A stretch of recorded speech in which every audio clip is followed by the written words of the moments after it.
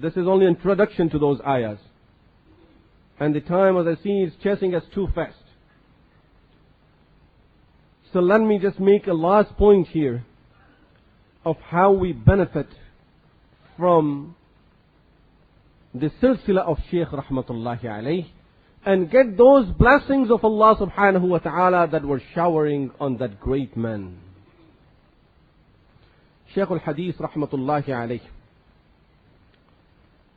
he used to say, and especially at the end of his life, you look at his letters that he wrote to his students, and especially to those of his students that are running institutes or institutions or Darul Ulooms, he used to write them, my dear, the source of all the fitna these days is the ghafla, is forgetting Allah subhanahu wa ta'ala, and protection against all of these fitnas is to remember Allah subhanahu wa ta'ala and to do the dhikr of Allah subhanahu wa ta'ala. He used to say, with so much life that I spent doing all of this work and teaching hadith, he taught hadith more than Imam Bukhari rahmatullahi alayhi taught his book himself. He spent more years teaching Bukhari than Imam Bukhari himself. He says, throughout this life I have learned one lesson. Subhanallah, if such a great man would tell us that word, it is something that he's giving us the gist of all of the whole life. He says, throughout my life I learned one thing, and that thing is that the protection against all fitnas is the dhikr of Allah subhanahu wa ta'ala. If you do the dhikr of Allah subhanahu wa ta'ala, it's still, even in this day and age, Allah will protect you against the fitnas.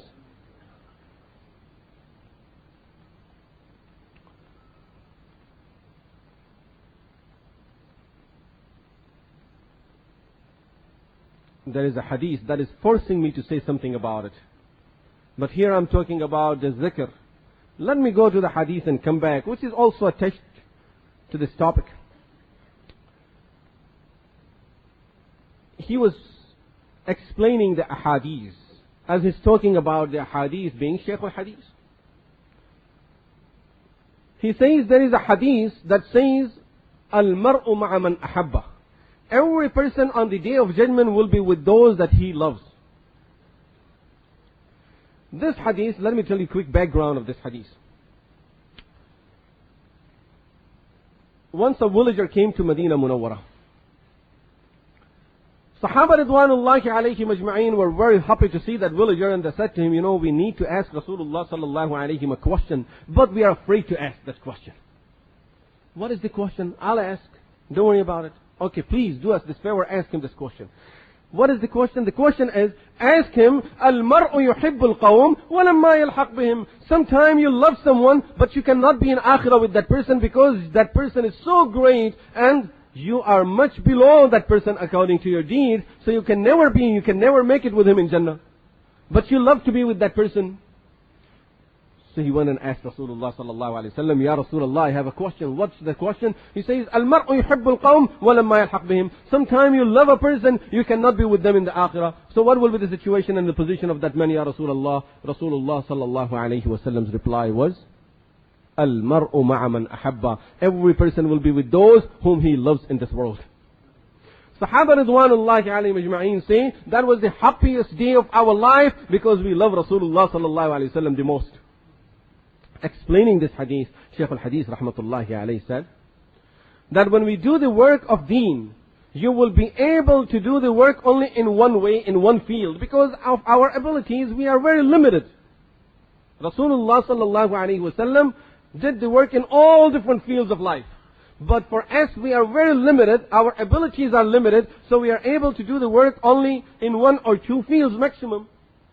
So Shaykh rahmatullahi alayhi explaining this hadith, he used to say that do one work and put all of your efforts doing one work and love all the great people who are doing the other work. So inshallah in akhirah you will be with all of those people.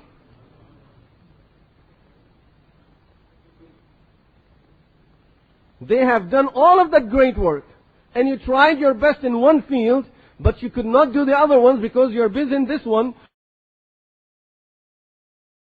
So love all the other people. In Akhirah you will be with all of those people who are getting all of that reward. MashaAllah. It's a promise from Rasulullah sallallahu alayhi wa sallam. Al-mar'u ma'a man ahab. You will be with those whom you love. What a great explanation of the hadith. What a depth understanding of a hadith of Rasulullah sallallahu alayhi wa sallam. There is so much more.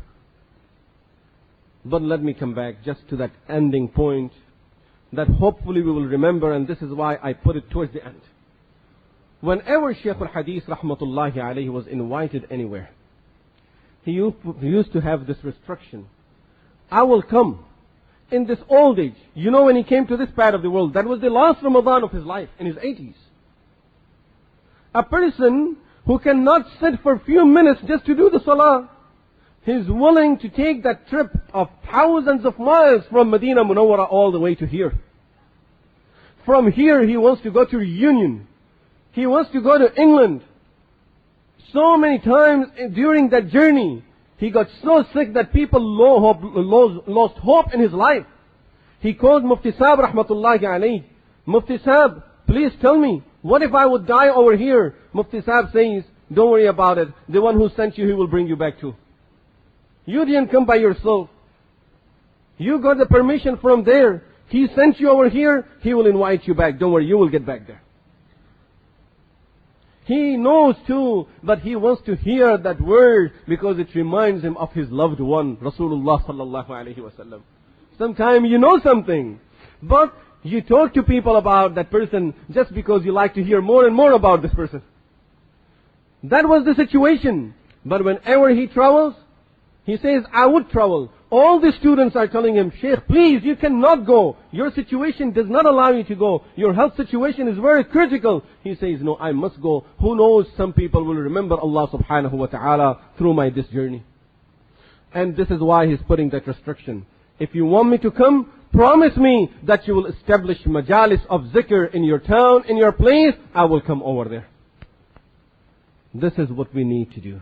Because he knows this is the protection against the fitnas. This is the way of connecting ourselves to Allah subhanahu wa ta'ala through the majalis of dhikr. So therefore he used to have this restriction. And wherever people promise that insha'Allah we will establish the majalis of dhikr, then Shaykh rahmatullahi alayhi would go there. Today we need to get those anwarat of that Qutb al-Aqtab, of that Shaykh al-Hadith, of this great man. And we need to establish that connection. He connected himself to those things, to Allah subhanahu wa ta'ala, to Rasulullah sallallahu alayhi wa sallam, through his elders, through his teachers, through his mashayikh. We can connect ourselves also in the same manner that he established and that he taught us. And those are through our mashayikh. We start doing these majalis of dhikr. We start establishing these majalis. We start remembering Allah subhanahu wa ta'ala. Everywhere we hear the word Allah, Allah. You know how much barakah there is in this Allah, Allah. Rasulullah sallallahu alayhi wa sallam sitting with the group of Sahaba ridwanullahi alayhi majma'een to prove to Sahaba ridwanullahi alayhi majma'een the greatness of some people. How is he proving it? He takes some pebbles, some stones from the ground, and he puts them in the hands of Abu Bakr radiallahu anhu. As soon as he places them over there, all the Sahaba are hearing Allah, Allah, Allah, Allah from these pebbles. He takes them from there, places them in the hands of Umar radiallahu anhu. As soon as he puts them there, all the Sahaba are hearing Allah, Allah, Allah. He takes them from there, puts them in the hands of Uthman radiallahu anhu. All the Sahaba are hearing Allah, Allah, Allah from there. Through the zikr of Allah, he's telling people that look, when these pebbles are doing zikr in the hands of someone, that means this person is great. Even the pebbles in their hands are doing the zikr of Allah subhanahu wa ta'ala. Tongue in our mouth, hearts in our inside us is not doing the zikr of Allah subhanahu wa ta'ala. These people, when they even get the pebbles, they get stones. That stone does the zikr of Allah subhanahu wa ta'ala. Sahaba ridwanullahi alayhi majma'een say, during the time of Rasulullah sallallahu alayhi wa sallam, even when we were eating, we used to hear the dhikr from that plate and from the food that we're eating. And when the food is over, even the plate and the spoons, whatever we are using, they will be doing the dhikr of Allah subhanahu wa ta'ala. This is the atmosphere of dhikr that was there. This is why Rasulullah sallallahu alayhi wa sallam said in a hadith, اذكر الله حتى يقال مجنون. Do